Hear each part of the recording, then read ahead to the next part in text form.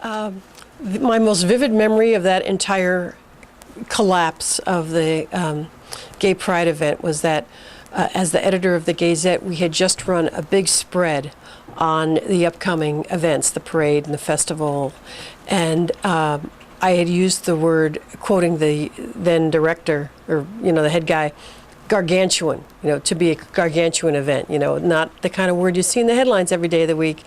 And so people were kind of making fun of me for using that in the headline. And then, within days, they said, we're broke. We can't go on. You should have run the story a week earlier. We would have sold more tickets in advance, and that would have saved it. So, as we've talked before, it was a loose association of people, and there wasn't really an infrastructure of professional events planners, or the board had would just activate every year and then kind of disband. So there was no structure. The collapse happened as editor of the paper.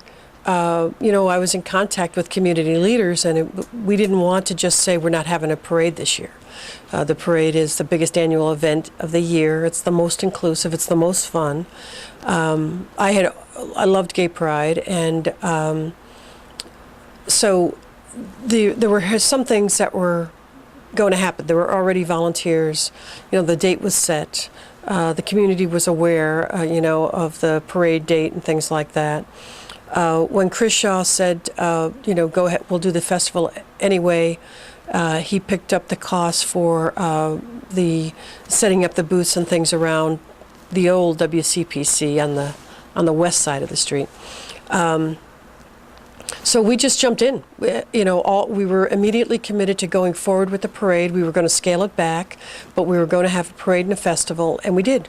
And I remember being down at WCPC and setting up the booths, and it was dusty, and we were moving pallets, and it was just strictly volunteers. And the event has a lot of community support, a lot of energy on its own.